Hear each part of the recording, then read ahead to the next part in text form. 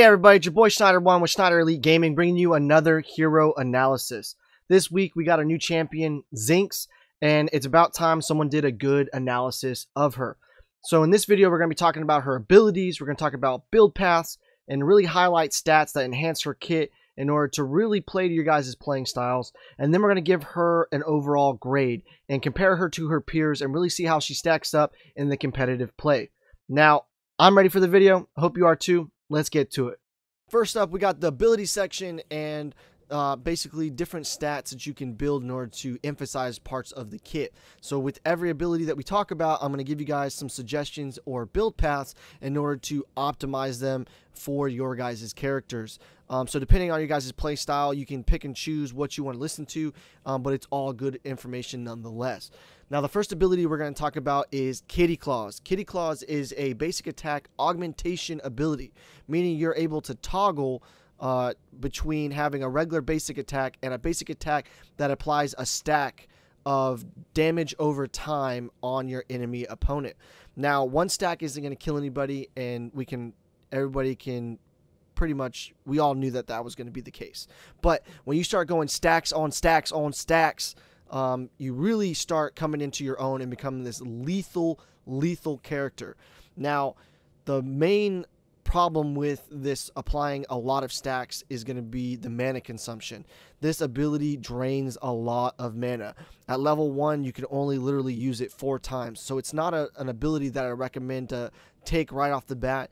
But it is going to be your main source of damage when fighting other heroes. So until you have the mana pool or the mana regen for it, it's really a, you got to kind of pick and choose whether or not you're going to get this ability. But I did find early game success. It is very dangerous early game. So if you really want to be that high risk, high reward player, it is definitely something that you can choose in order to facilitate an early kill. Now, things that you need to think about as far as kit wise, attack speed is going to make it just 1,000 times better, because you're going to be able to put more stacks on a person, and it's just going to become that much more damaging. But you want to keep in mind that mana is very mana dependent, so you might want to build mana in order to offset the high cost of the ability. Now, the second ability I want to talk about is going to be the Ricochet Stun. Shout out to my man Krillin on Dragon Ball Z, because I know you were the inspiration for this move, and it's freaking awesome. Now, the Ricochet Stun is a compounding stun, meaning that with every ricochet or every bounce, the stun duration gets stronger. So it starts off at 1 second, and then it builds on after that. Now, the amount of bounces is limited based on the level of the ability. At max level, you will be dealing out 8 ricochets, which is phenomenal. You can throw it into a minion wave and just watch it go ham on anybody and anything that is there. Now, it isn't a damage ability, so you cannot boost its qualities with power or any kind of damage type stat. But in order to facilitate more uses, mana is definitely something I recommend in order to get more stuns on the battlefield. Now, this is a skill shot, so if you miss the first shot, you will not get any additional ricochets. It doesn't bounce off geometry. It is literally has to hit some kind of minion or champion in order for the game mechanics to take over after that. It is also reliant on distance. So if champions are too far apart, you will not make the stun will not bounce to them. So you got to be aware of that as well. So far we have decided on attack speed, mana are 2 stats that can really enhance her kit thus far. Now, her next ability is going to be Bad Medicine. This is an AoE, I will say that again, an AoE ability. This is your main prerogative when farming. So this is what's going to enhance her abilities, her ability to be an offlaner. This ability literally is chargeable, which allows you to widen the area of effect, and it is freaking sweet. I did do some testing with Ash of the Witch in order to see if any of the abilities would proc, and this is literally the only one of substance. It does allow you to kind of slow and zone people from running through certain entrances and exits in the jungle. It did have some utility, but for the most part, it's not what it's meant for. This AoE ability is for farming minions. It is not for killing champions. It kind of seems one-dimensional in my opinion.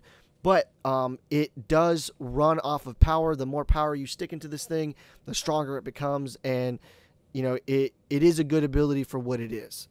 It definitely makes her viability there because of her wave clear. So far we've got attack speed, we've got mana, we got power. Now, the last ability I'm going to talk about is her ultimate ability. This is Dirty Healing. Now, Dirty Healing is an ability that allows you to mitigate damage at the expense of your mana bar. Now, the way this works is you're going to take 50% damage because you're instant healing for 50% of the incoming damage. So it's a 50% reduction in damage by instant healing. But with that being said, it is affected it is seen as health regen, as healing. So if you decide to have thick blood out there in order to face Zinx, this is a really big counter to her durability. So I'm going to say that now. It is healing. Thick blood does counter it. How well does it counter it? I haven't got a lot of play tests with it, but I will go on the record saying that it is a card that is viable to counter Zinx's durability. Now, with that being said, your efficiency of the mana pool to health regen, because you have to take 50% of the damage. Now, by taking 50% of the damage, if you don't have enough health to take that damage, the mana bar becomes obsolete. It just doesn't work for you. So for the first 13 levels of your champion, your efficiency between your health and your mana pool is spot on. You will be able to use a full mana bar and not die if that is the case that you are running into. But I will say this, at level 13 and above, your mana bar is going to be over efficient, meaning you will have more mana than you do health. So you won't be able to use a full mana bar in order to reduce, you won't survive it. So you need to start building health at that point. So it is pointless to just start building a crap ton of mana and not any health, because you're going to start running into negative returns on that mana. So you need to build health and mana in order to pull out the full efficiency of this ability. Now, I did run a match without any armor, and quite frankly, I was able to tank 3 people quite easily, and it was pretty fantastic to see the type of durability of the kit without any other debuffs or reductions in damage coming in. So for this part of her kit, you're definitely going to need to run health. You're going to have to run mana, and then you're going to want to run some kind of armor in order to make both your health bar and your mana bar that much more efficient. Look at this ability as the mana bar being a second health bar, so you got to keep them both relatively in the same ratio. Level 13, got to build health in order to maximize efficiency. All right, that's about it for the abilities so far. Just as a rundown, we're going to run attack speed, we got to run health, we got to run mana, and then we got to run some kind of utility. Now, things to think about, some cards for you guys just to throw out there that I did test. Cast Converter is amazing. It just makes her durability insane. Quenching Scales isn't a bad pick either, because the health is going to help out the mana in the end game, and having any kind of debuff to damage is awesome. I did run Windcarver Blades in order to see what kind of damage output she could do, and it is up there. I will say that her damage output is crazy, but her Kitty Claws does require a lot of mana, so I had to build mana in some form or another, which is what I threw on my board. So far we got Quenching Scales as a recommendation. We got Cast Converter as a recommendation.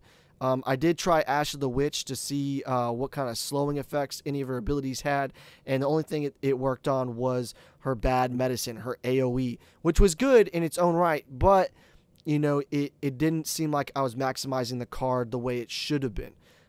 But with that being said, it's definitely something that you might think about as far as like a zoning tool, to where people can't run away from you, so you can get more Kitty Claws landed on a person. but I'd rather kind of build more attack speed and power for that rather than building a 6-point slow. So I also recommend, I said health, mana, attack speed, utility, and then damage reduction. So armor is fantastic on her. Even if you decide to go like a mad spore sash, having some kind of damage over time while you're just being durable, the card that is similar to Radiant Mantle, that is another recommendation that is out there, because that damage is definitely going to compound over time, and her durability is going to allow you to just be in the fight forever. Now, with that being said, let's go ahead and jump into the grading process and compare her to her peers and how she stacks up competitively. Now, as of right now, I view her top 2 picks easily for the off lane. I have seen a lot of success in the mid lane because early game it is kind of hard to lane against 2 opponents, but being ranged, it gives you a farming advantage because you're able to attack the minions with some kind of gap in between you and the 2 people, and that is a plus in my mind. She has wave clear, which is a positive in my mind. She has a stun, which is fantastic in team fights, especially when you can get multiple stuns on multiple champions. And then her durability is just fantastic as far as a frontline hero. She will definitely be able to facilitate that. So quite frankly, I think she's definitely viable competitively. Now, I do have 2 things I want to mention before I throw out her grade.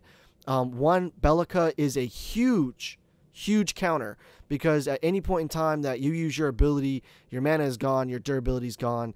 That is dangerous in my opinion. And because she's played a lot in the competitive play, unless she's banned, her viability might not be there. Now, the second thing I want to talk about is Thick Blood. I mentioned it earlier. This is a counter to her instant healing, because when you apply damage to her, her healing is reduced by 40%, and that is going to reduce the amount of damage that you can debuff from her ultimate. So, with that being said, I would give her an A, because those 2 just because you get countered by one character doesn't mean that you're not viable competitively, and because the testing on Thick Blood hasn't been done quite yet, I can't definitively drop her letter grade that far.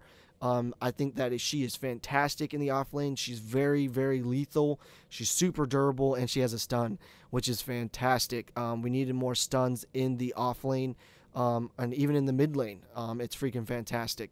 So I think that she is definitely an A plus hero. She could be S tier depending on what happens with the card reworks coming in the future.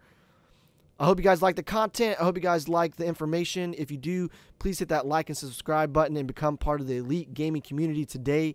I take pride in how many followers I got, but it is not enough. Invite your friends, invite your family, bring them the spirit of Paragon and enrich their lives. That's all I got for you guys today. You guys have a blessed one. Peace.